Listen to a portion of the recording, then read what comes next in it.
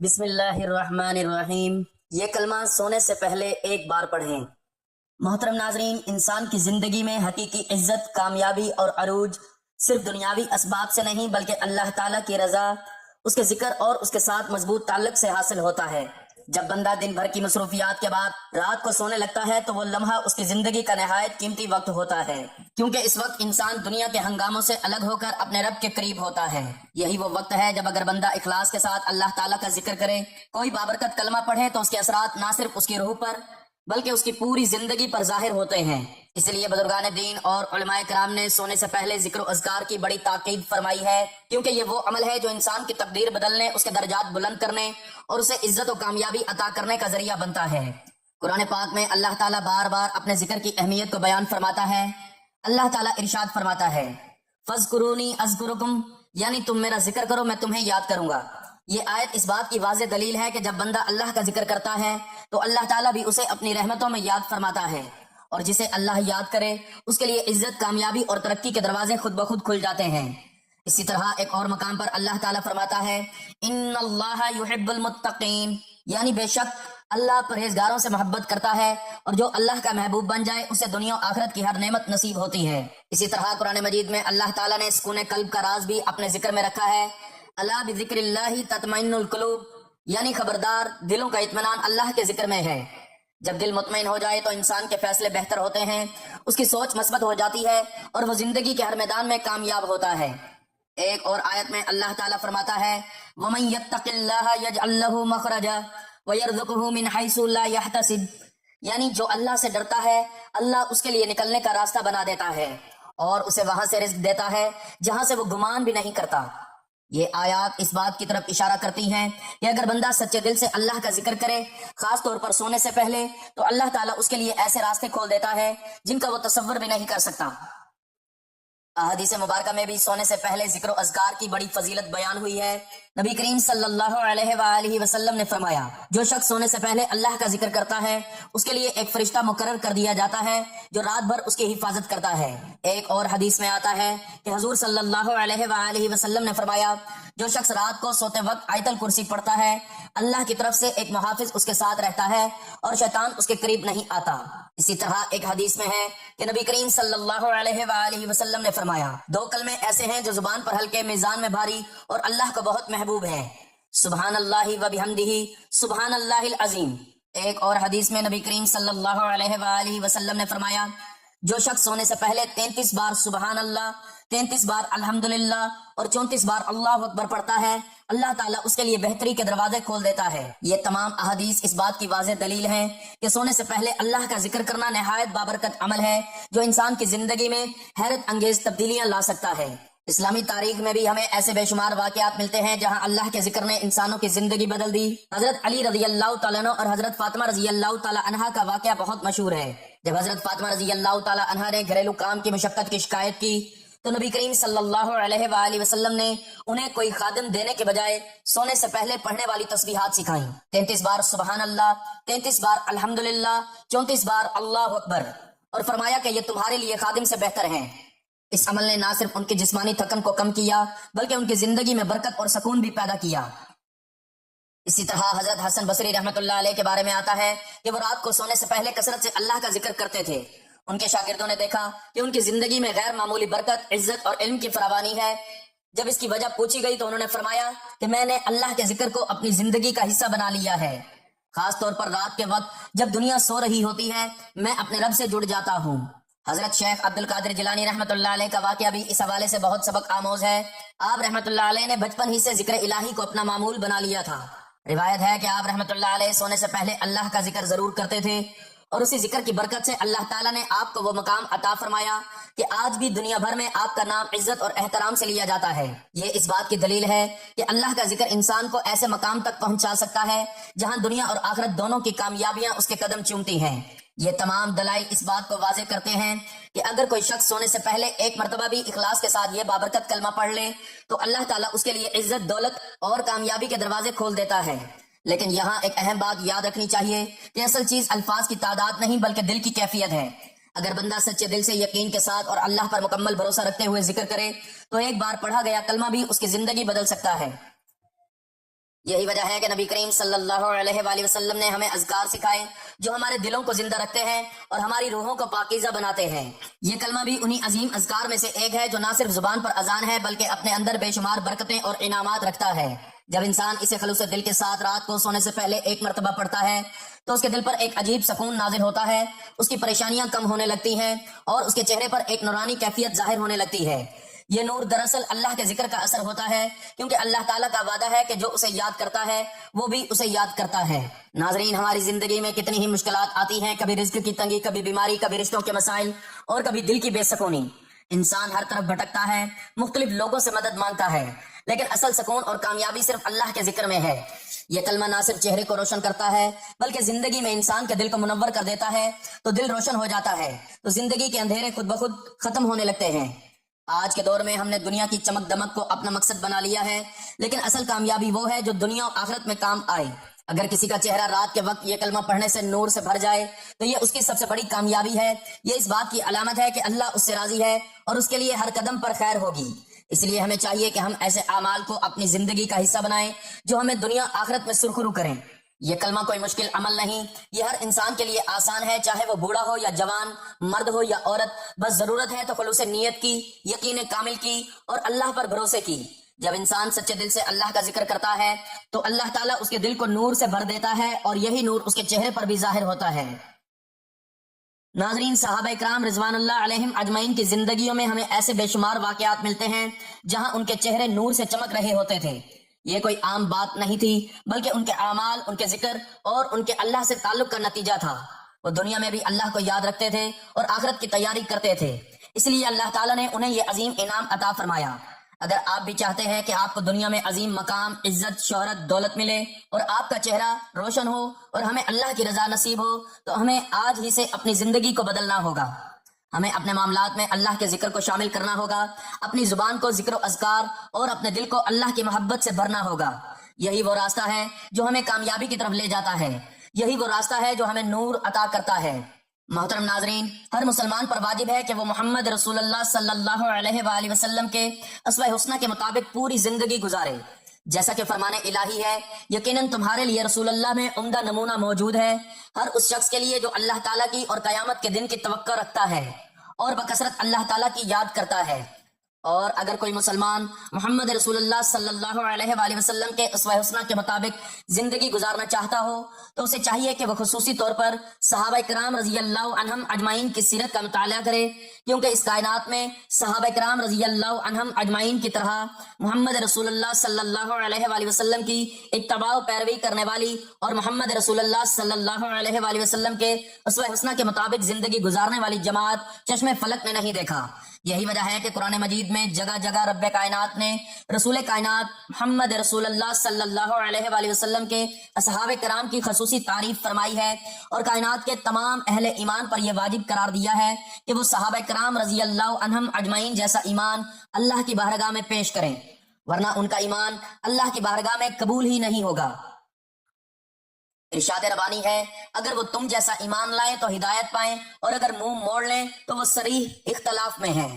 اللہ تعالیٰ ان سے عنقریب آپ کی کفایت کرے گا اور وہ خوب سننے اور جاننے والا ہے۔ میں نے اپنے اس مختصر سے مضمون میں اللہ کی مدد اور اس کی توفیق سے صحابہ کرام رضی اللہ عنہم اجمعین کی سیرت سے چند سبق آموز واقعات کو مستند حوالوں اور اہم فوائد کے ساتھ پیش کیا ہے، تاکہ ان واقعات کی روشنی میں ہمارے لیے محمد رسول اللہ کی اتباع اور پیروی کا حقیقی جذبہ پیدا ہو اور ہمارے لیے اسوہ رسول صلی اللہ علیہ وآلہ وسلم کی روشنی میں زندگی گزارنا آسان ہو جائے۔ ایک دیہاتی صحابی کی مثالی شہادت کا ایمان افروز واقعہ۔ شداد بن حاد رضی اللہ تعالیٰ عنہ سے روایت ہے کہ ایک بادیہ نشین نبی اکرم صلی اللہ علیہ وآلہ وسلم کے پاس آیا اور آپ پر ایمان لے آیا اور آپ کے ساتھ ہو گیا۔ پھر اس نے عرض کیا، میں آپ کے ساتھ ہجرت کروں گا۔ نبی اکرم صلی اللہ علیہ وآلہ وسلم نے اپنے بعض اصحاب کو اس کا خیال رکھنے کی وصیت کی۔ جب ایک غزوہ ہوا تو نبی اکرم صلی اللہ علیہ وآلہ وسلم کو مال غنیمت میں کچھ لونڈیاں ملی تو آپ نے انہیں تقسیم کیا اور اس کا بھی حصہ لگایا۔ چنانچہ اس کا حصہ اپنے ان اصحاب کو دے دیا جن کے سپرد اسے کیا گیا تھا۔ وہ ان کی سواریاں چراتا تھا۔ جب وہ آیا تو انہوں نے اس کا حصہ اس کے حوالے کیا۔ اس نے پوچھا، یہ کیا ہے؟ تو انہوں نے کہا، یہ حصہ نبی اکرم صلی اللہ علیہ وآلہ وسلم نے تمہارے لیے لگایا تھا۔ تو اس نے اسے لے لیا اور نبی اکرم صلی اللہ علیہ وآلہ وسلم کے پاس لے کر آیا اور عرض کیا، اللہ کے رسول یہ کیا ہے؟ آپ نے فرمایا، میں نے تمہارا حصہ دیا ہے۔ تو اس نے کہا میں نے اس حقیر بدلے کے لیے آپ کی پیروی نہیں کی ہے، بلکہ میں نے اس بات پر آپ کی پیروی کی ہے کہ میں تیر سے یہاں مارا جاؤں۔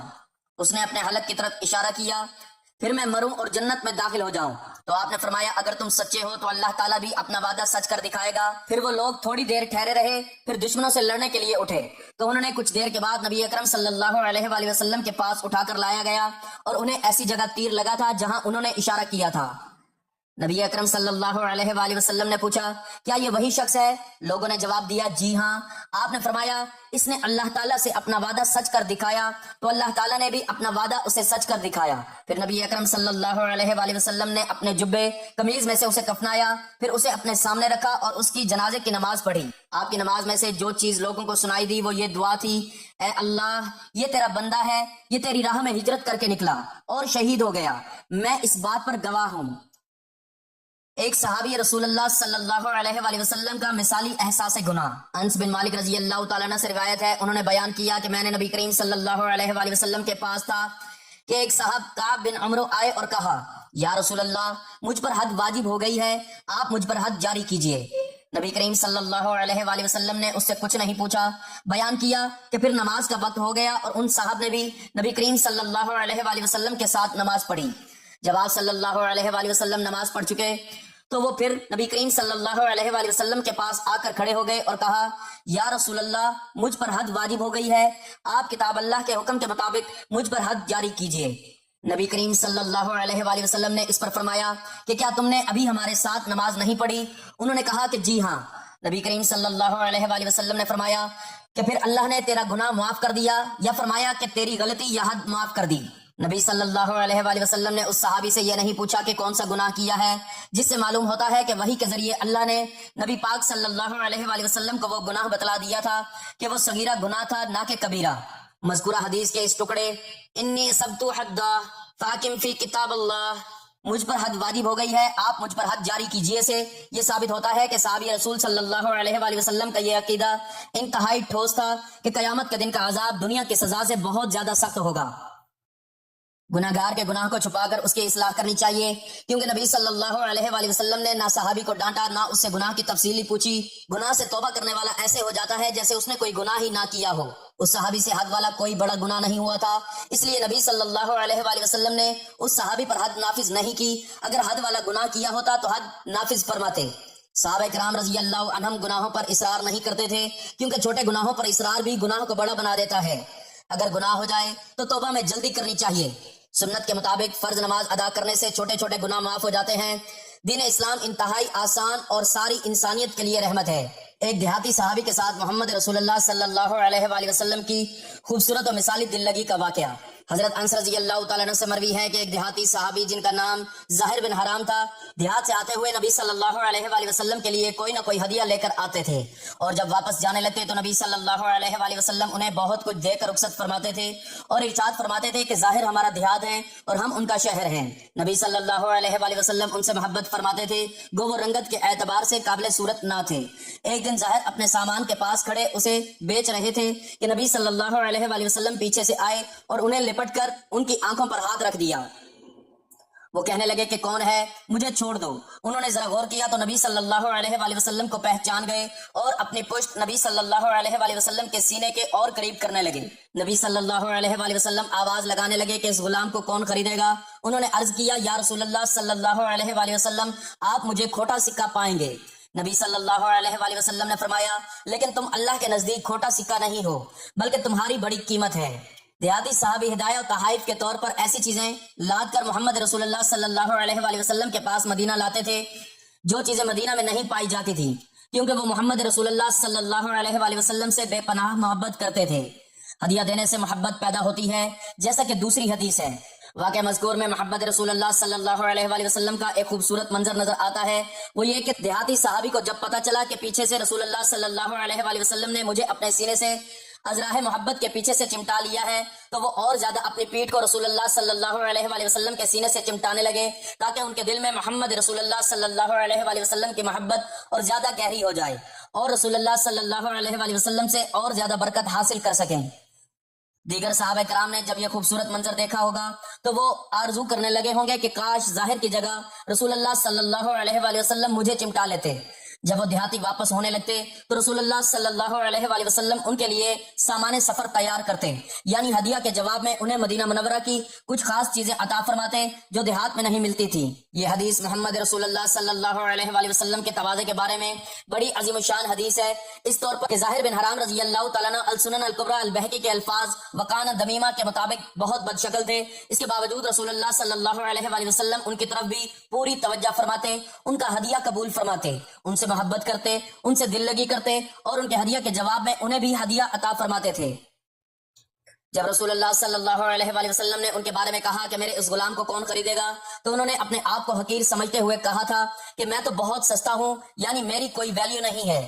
تو رسول صلی اللہ علیہ وآلہ وسلم نے ان کی دلجوئی فرماتے ہوئے کہا تھا، نہیں، تم اللہ کے نزدیک بہت قیمتی ہو۔ ناظرین، گھر والوں، دوستوں اور بچوں وغیرہ کے ساتھ ہنسی مذاق کوئی معیوب اور بری چیز نہیں بلکہ سنت رسول ہے، بس شرط یہ ہے کہ ہنسی مذاق شریعت کے دائرے میں ہو۔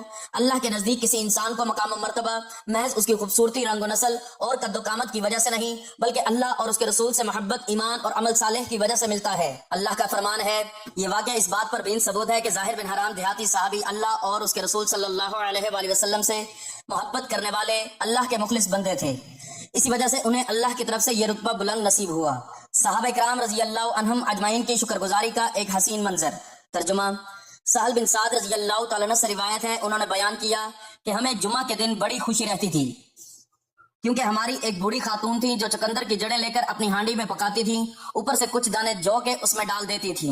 ہم جمعہ کی نماز پڑھ کے ان کی ملاقات کو جاتے تو وہ ہمارے سامنے یہ کھانا رکھتی تھی۔ جمعہ کے دن ہمیں بڑی خوشی اسی وجہ سے رہتی تھی، ہم نماز جمعہ کے بعد ہی کھانا کھایا کرتے تھے۔ اللہ کی قسم، نہ اس میں چربی ہوتی تھی نہ گھی، اور جب ہم مزے سے اس کو کھاتے۔ جب مہاجرین ہجرت کر کے مدینے میں آئے تو مدنی زندگی کا ابتدائی دور تنگ دستی اور فکر و فاقہ کا بڑا صبر آزما دور تھا۔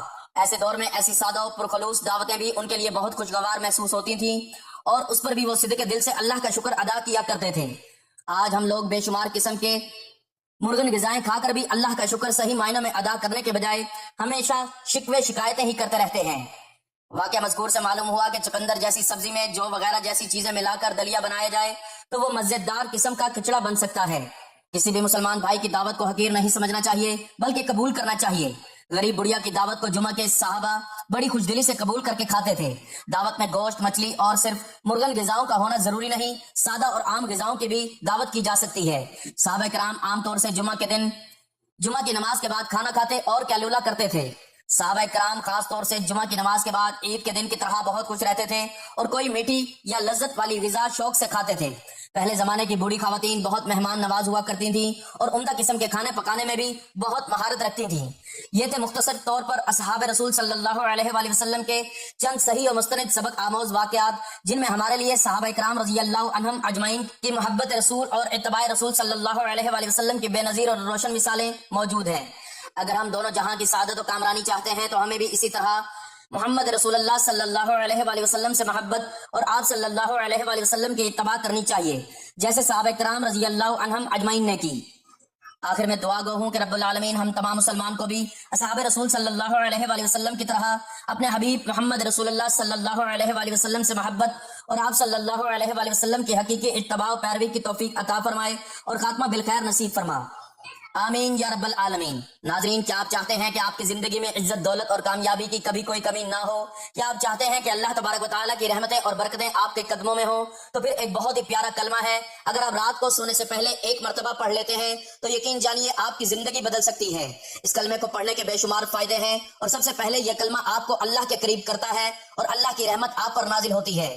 جب آپ اس کلمے کو رات کو سونے سے پہلے پڑھیں گے تو اللہ آپ کی زندگی میں ایسی عزت اور کامیابی لکھ دے گا جس کا آپ نے کبھی خواب میں بھی نہ سوچا ہوگا۔ اس کلمے کو پڑھنے سے انسان کا دل سکون پاتا ہے، اللہ کی مدد ہر قدم پر اس کے ساتھ ہوتی ہے، اور رات کو سونے سے پہلے یہ کلمہ پڑھنے سے اللہ کی طرف سے برکتیں نازل ہوتی ہیں اور انسان کی دعائیں قبول ہوتی ہیں۔ اللہ کے پیارے نبی صلی اللہ علیہ وآلہ وسلم نے فرمایا کہ یہ کلمہ پڑھنے والے کو اللہ کی خصوصی رحمت ملتی ہے، اور اس کلمے کو رات سونے سے پہلے ایک مرتبہ پڑھیں، اللہ سے جو دعا کریں گے انشاءاللہ ضرور قبول ہوگی اور آپ کے نصیب میں بے شمار خوشیاں آئیں گی۔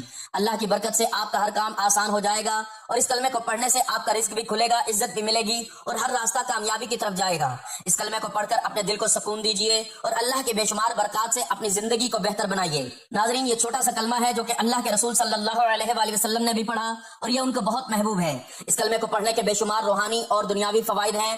اللہ کی رحمت، سکون، برکت، رزق میں اضافہ اور دعاؤں کی قبولیت اس کلمے سے ہوتی ہے۔ رات کو سونے سے پہلے اس کلمے کو پڑھنے سے اللہ کی خصوصی حفاظت ملتی ہے۔ یہ کلمہ انسان کے دل کو سکون دیتا ہے اور اللہ کی محبت اور قربت میں اضافہ کرتا ہے۔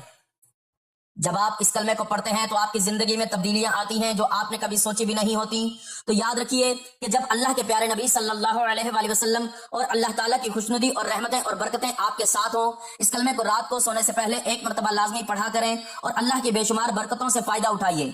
انشاءاللہ آپ کی زندگی خوشحال، کامیاب اور برکتوں سے بھرپور ہو جائے گی۔ تو ناظرین محترم، جس عمل کا ذکر کرنے جا رہا ہوں یہ عمل اتنا طاقتور ہے، جس مشکل کے لیے، جس پریشانی کے لیے یہ عمل کریں گے، جس حاجت اور جس مقصد کے لیے کریں گے، انشاءاللہ کامیابی غیب سے آئے گی۔ رب کی رحمتوں اور برکتوں سے آپ مالا مال ہو جائیں گے، لیکن کامل یقین اس عمل کی شرط ہے۔ جس بندے کا ایمان کمزور ہوتا ہے، یقین کامل نہیں ہوتا، وہ کبھی بھی کامیاب نہیں ہو سکتا۔ یہ خاص عمل پڑھنے سے اگر آپ کے رزق، دولت، شہرت کی خواہش پوری ہو جائے تو اس سے بڑھ کر انسان کو اور کیا چاہیے۔ آج کل ہر کامیاب انسان کی خواہش ہے کہ رب کعبہ اسے دولت، شہرت اور عزت سے نوازے، وہ جہاں بیٹھے اس کی عزت اور احترام ہو۔ اگر آپ بھی چاہتے ہیں کہ رب کعبہ آپ کو بھی عزت، دولت، شہرت سے نوازے تو یہ وظیفہ آپ کے لیے کافی ہے۔ یہ عمل کسی کا بھی محتاج نہیں ہونے دیتا۔ اس عمل کو کرنے کے بعد غیب سے مدد آتی ہے، مشکلات، پریشانیوں کے پہاڑ ختم ہوتے ہیں۔ تو ناظرین محترم، وقت کی نزاکت کو مد نظر رکھتے ہوئے چلتے ہیں عمل کی جانب اور آپ کو بتاتے ہیں کہ آپ نے رات کو سونے سے پہلے کون سا کلمہ پڑھنا ہے کہ جس کو پڑھنے سے اللہ تعالیٰ آپ کو عزت، دولت، شہرت سے نوازے گا، آپ کی تمام مشکلات، پریشانیاں ختم ہوں گی اور آپ کے لیے قدم قدم پر آسانی ہوگی۔ تو جیسے ہی آپ رات کو سونے کے لیے بستر پر جائیں تو آپ نے اس عمل کو خلوص دل اور کامل یقین کے ساتھ کرنا ہے۔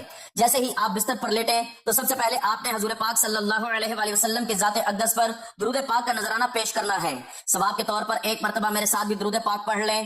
اللهم صل على محمد وعلى آل محمد كما صليت على إبراهيم وعلى آل إبراهيم إنك حميد مجيد اللهم بارك على محمد وعلى آل محمد كما باركت على إبراهيم وعلى آل إبراهيم إنك حميد مجيد۔